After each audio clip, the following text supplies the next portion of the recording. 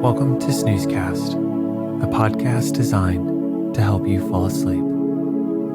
Find us at snoozecast.com and now also on YouTube. While you are on our channel, be sure to hit the subscribe button. If you enjoy our show, please write a review on the Apple Podcasts app or at podchaser.com/snoozecast. Here is a recent review we loved. The subject line is, Best Adult Sleep Podcast You Will Find. I have tried many podcasts to help me fall asleep as I have struggled with insomnia for over 40 years. Snoozecast has been a life changer. Well, sleep changer. Snoozecast's choice of stories and manner of delivery always leads to me falling asleep much faster than other podcasts or trying to sleep without anything. I especially love the Sherlock Holmes stories. If you have trouble getting to sleep, Snoozecast is by far the best podcast to help. And thank you to whoever wrote that review. It really made us smile, and we are so happy to help you fall asleep. This episode is brought to you by your local blacksmiths. Tonight, we'll rebroadcast the opening to The Adventure of the Speckled Band from The Adventures of Sherlock Holmes, published in 1891 and written by Sir Arthur Conan Doyle. The conclusion episode will air next. The story tells of Helen Stoner, a soon-to-be married young woman who suspects her stepfather may be trying to kill her in order to retain control of her inheritance. Convinced of her stepfather's intentions, she turns to Holmes for help. The Speckled Band is a classic locked room mystery that deals with the themes of parental greed, inheritance, and freedom. Tinged with Gothic elements, it is considered by many to be one of Doyle's finest works, with the author himself calling it his best story.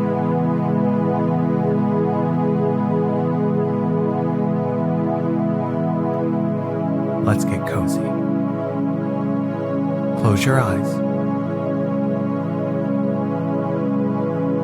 Relax your body into the softness of your bed.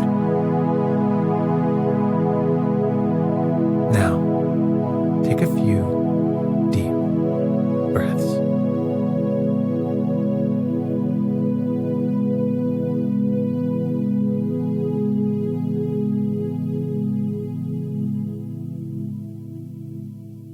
On glancing over my notes of the 70-odd cases in which I have during the last 8 years studied the methods of my friend Sherlock Holmes, I find many tragic, some comic, a large number merely strange, but none commonplace, for working as he did rather for the love of his art than for the acquirement of wealth, he refused to associate himself with any investigation which did not tend towards the unusual and even the fantastic.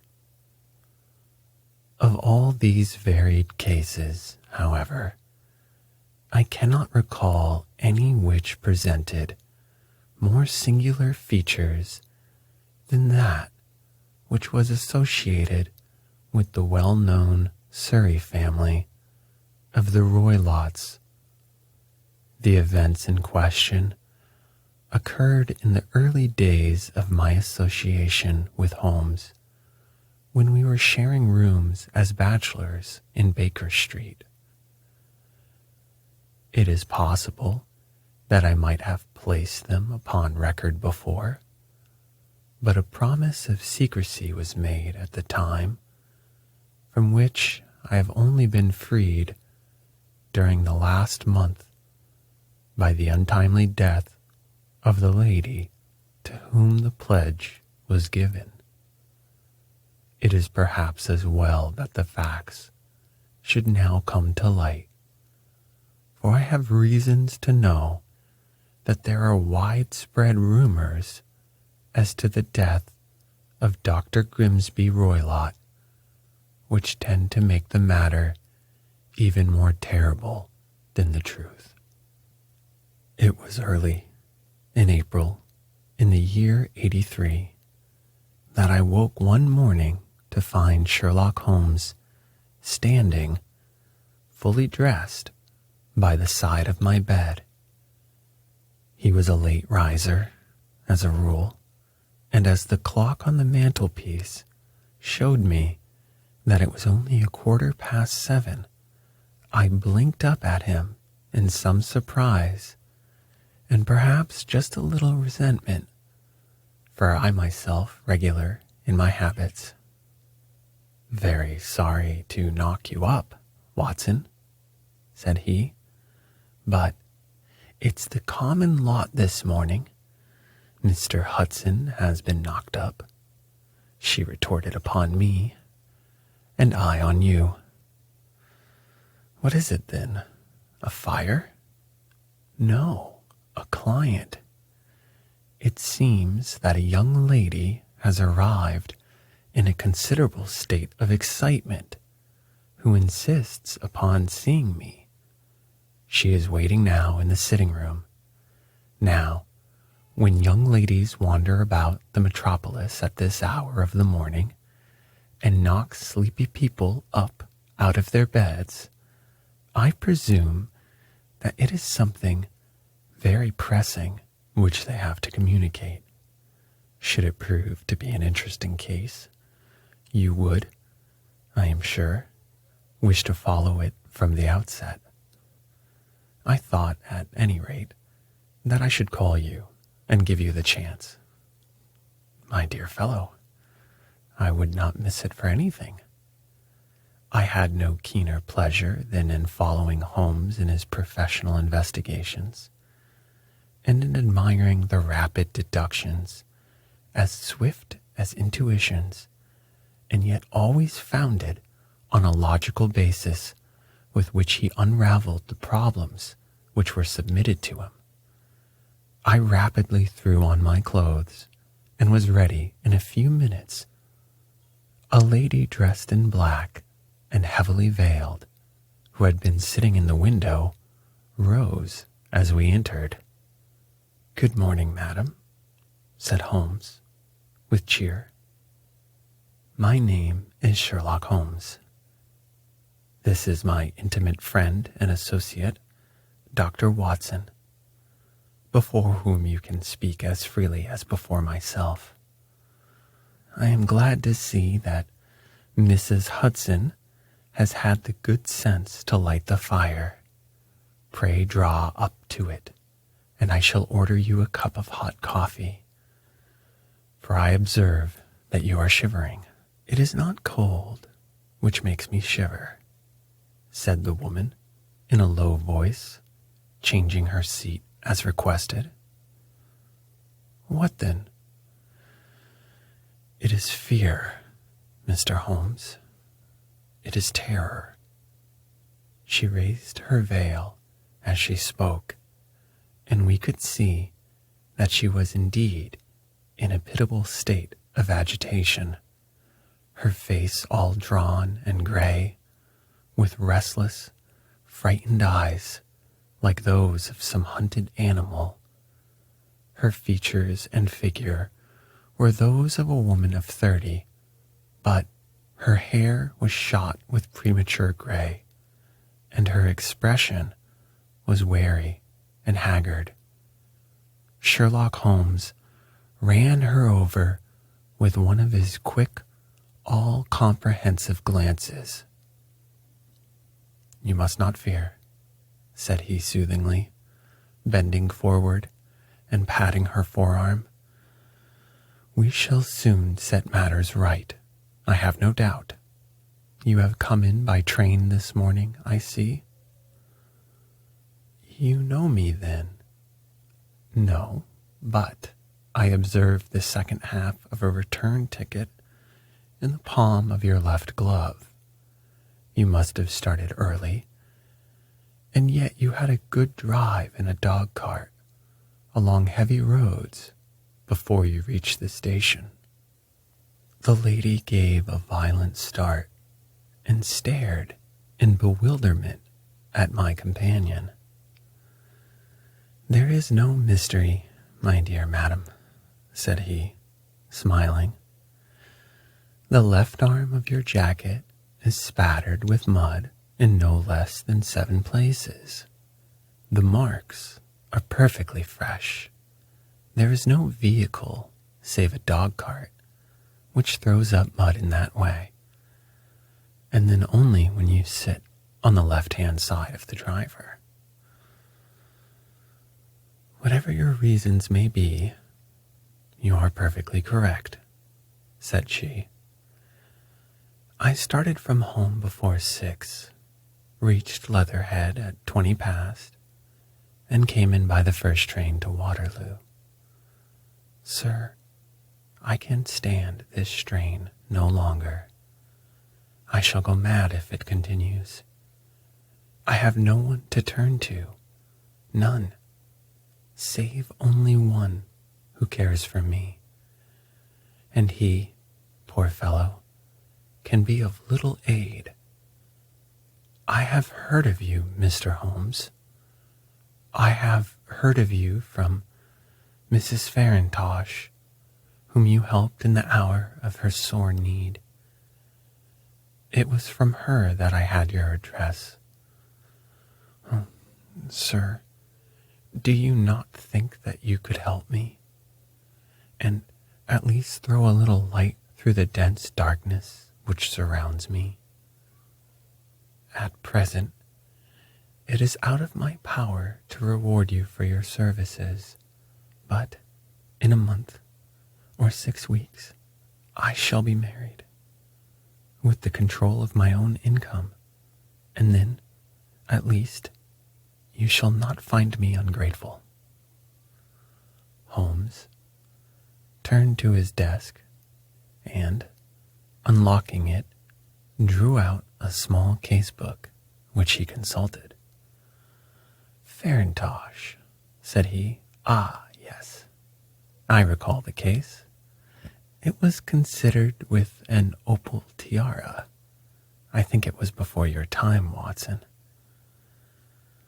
I can only say, madam, that I shall be happy to devote the same care to your case as I did to that of your friend.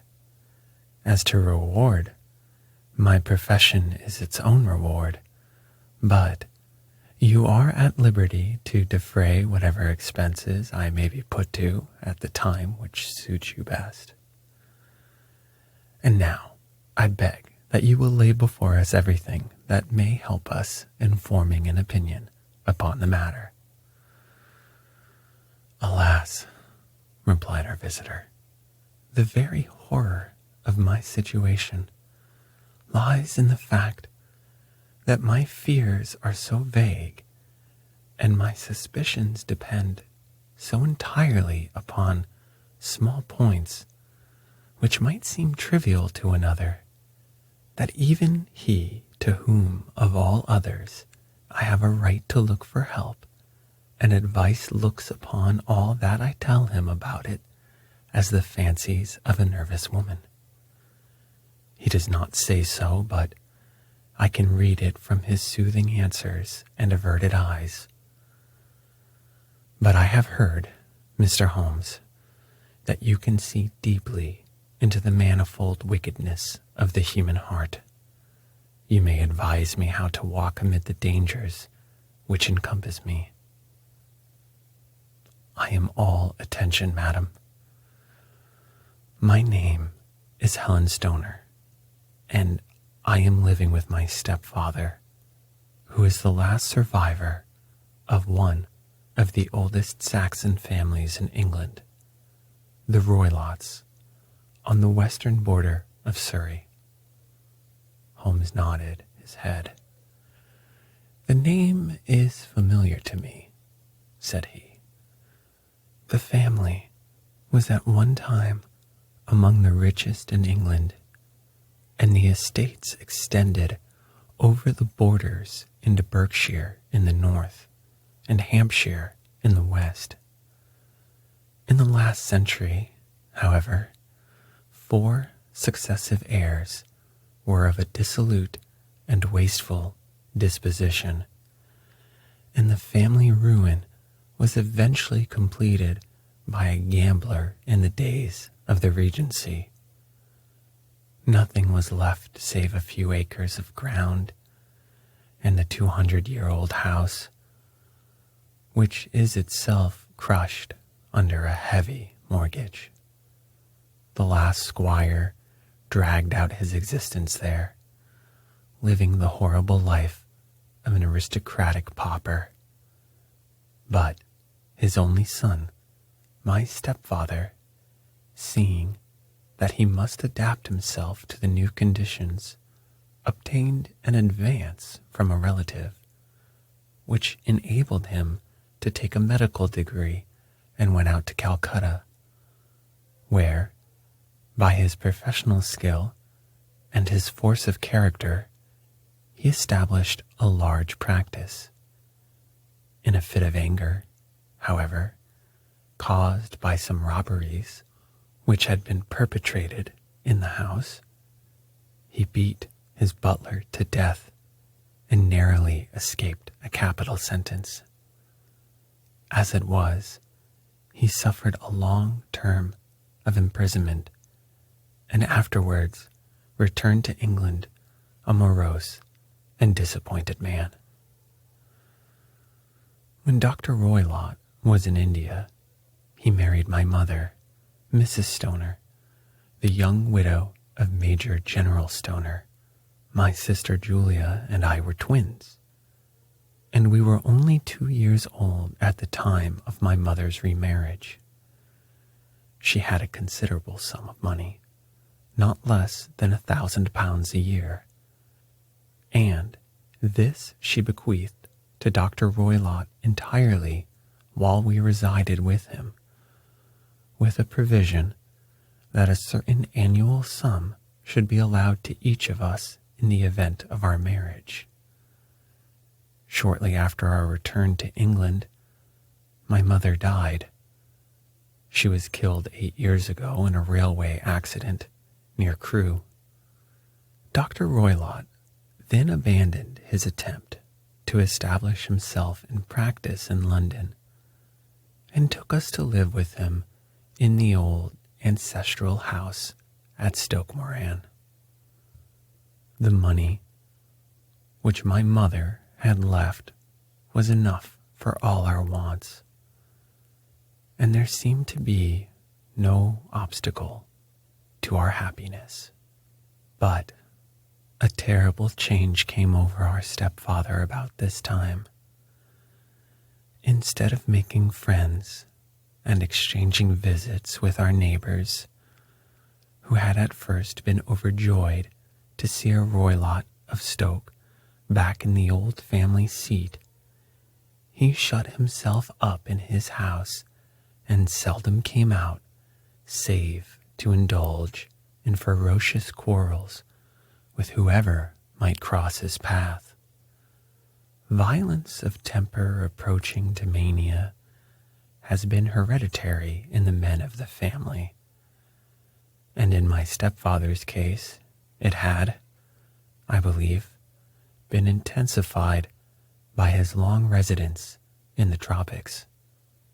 A series of disgraceful brawls took place, 2 of which ended in the police court, until at last he became the terror of the village, and the folks would fly at his approach, for he is a man of immense strength and absolutely uncontrollable with his anger. Last week, he hurled the local blacksmith over a parapet into a stream, and it was only by paying over all the money which I could gather together that I was able to avert another public exposure. He had no friends at all, save the gypsies, and he would give these gypsies leave to encamp upon the few acres of bramble-covered land which represent the family estate.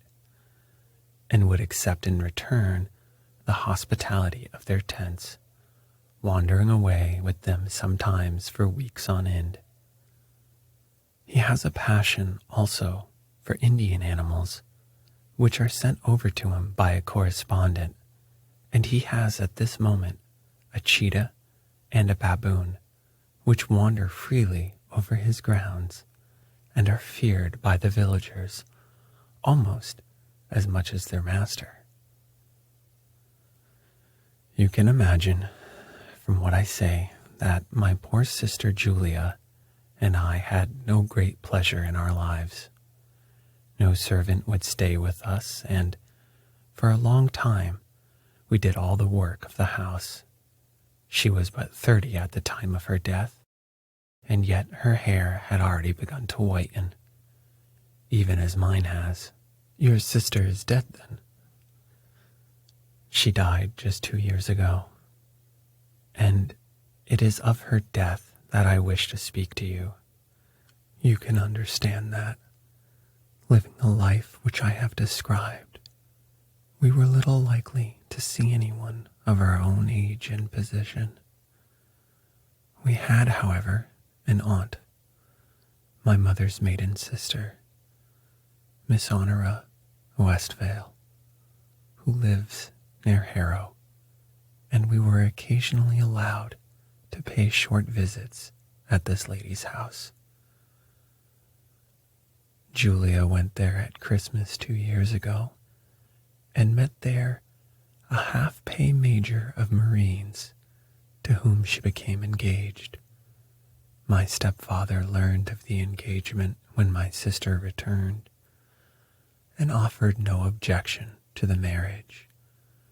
But within a fortnight of the day which had been fixed for the wedding, the terrible event occurred, which has deprived me of my only companion.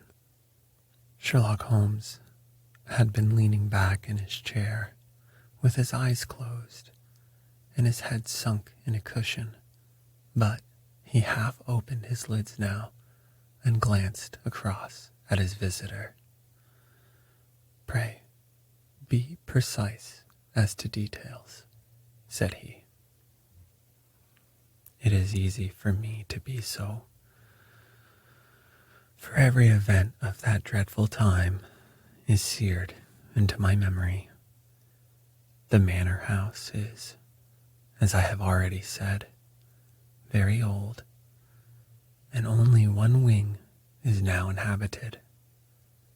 The bedrooms in this wing are on the ground floor, the sitting rooms being in the central block of the buildings.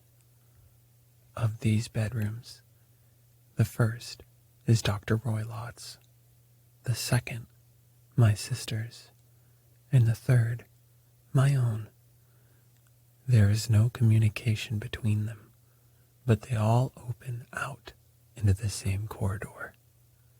Do I make myself plain? Perfectly so. The windows of the 3 rooms open out upon the lawn. That fatal night, Dr. Roylott had gone to his room early, though we knew that he had not retired to rest, for my sister was troubled by the smell of a strong cigar which it was custom for him to smoke. She left her room and came into mine, where she sat for some time chatting about her approaching wedding. At 11 o'clock she rose to leave, but she paused at the door and looked back. "Tell me, Helen," said she, "have you ever heard anyone whistle in the dead of the night?" "Never," said I. "I suppose that you could not possibly whistle yourself in your sleep." "Certainly not. But why?" "Because during the last few nights I have always, about 3 in the morning, heard a low, clear whistle. I am a light sleeper, and it has awakened me. I cannot tell where it came from. Perhaps from the next room. Perhaps from the lawn. I thought that I would just ask you whether you heard it.